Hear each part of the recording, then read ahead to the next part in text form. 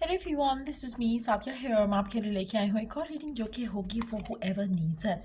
Topic reading का रहेगा उन लोगों के लिए जो जानना चाहते हैं कि क्या आपका पर्सन आपके बारे में सोच भी रहा है, हाँ या ना।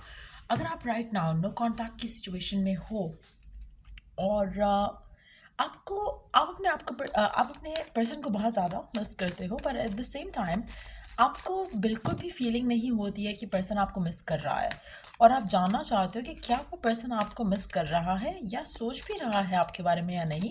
Let's find out. और रीडिंग शुरू करने से पहले रिमाइंड करवा दूं कि ये एक जनरल रीडिंग है, सबके साथ मैच कर भी सकती है और नहीं भी। सो जो मैसेजेस मैच करते हैं आप उन मैसेजेस को पिक करो, और बाकी सब कुछ हो तो अगर आप पर्सनल रीडिंग्स चाहते हो पेपॉल से इजी पैसे से पेमेंट कर सकते हो।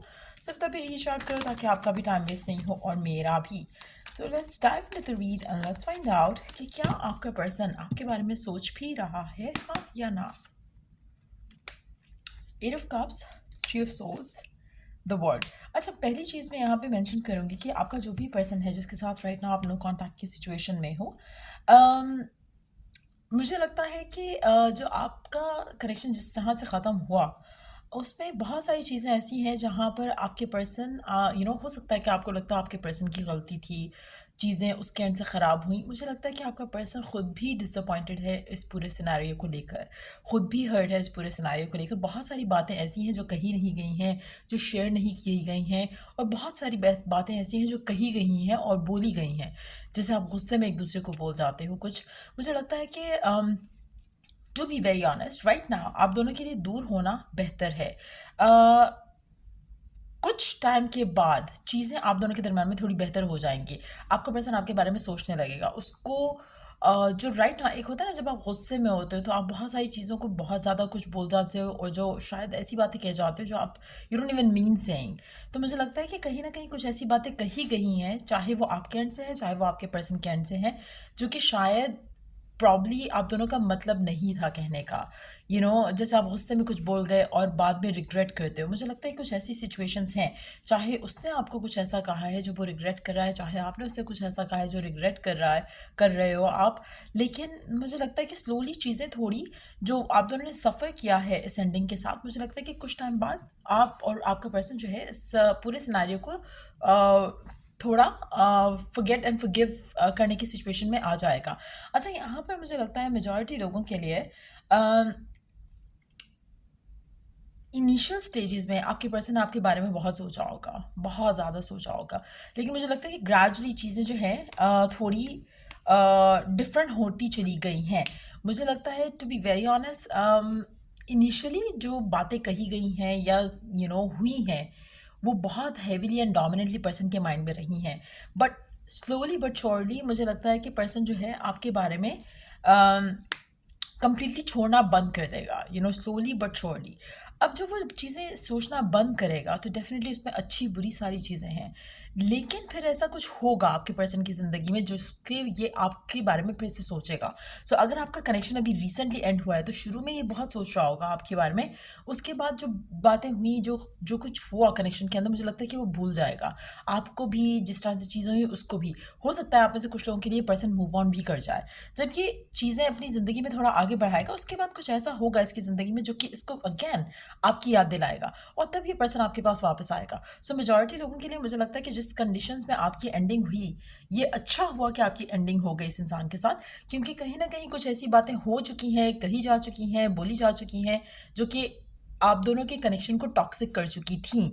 अब उस कनेक्शन को अगर आप ड्रैग करते उस टाइम पे तो मुझे लगता है चीज़ें और ख़राब होती। सो कहीं ना कहीं ये अच्छा हुआ जो भी हुआ। Now what I see is कि अनएक्सपेक्टेडली कोई ऐसी चीज़ आपके पर्सन की ज़िंदगी में होगी जिससे वो आपके बारे में सोचेगा।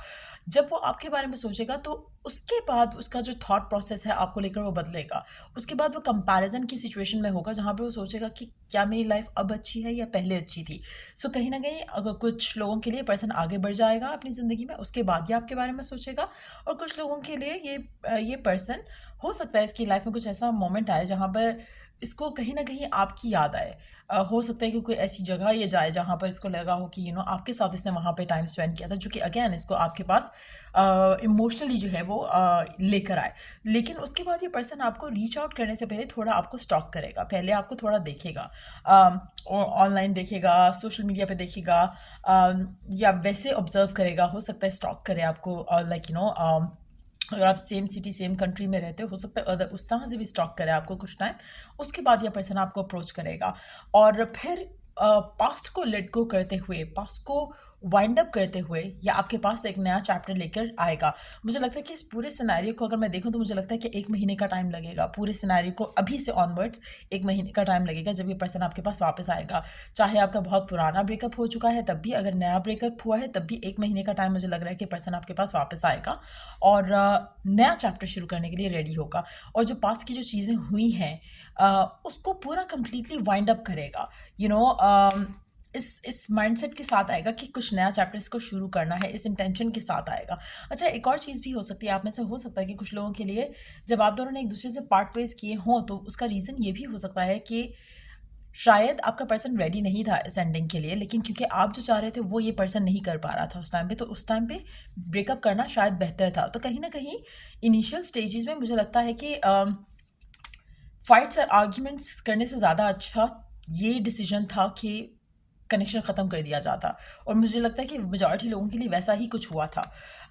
जब पर्सन गिवन नहीं कर सकता था या वो नहीं दे सकता था जो आप चाहते हो, तो इट वाज ऑलवेज बेटर कि आप साइड पर होकर एक दूसरे को स्पेस देते हुए अपनी लाइफ में थोड़ा अपने आप को आगे बढ़ाने की कोशिश करो।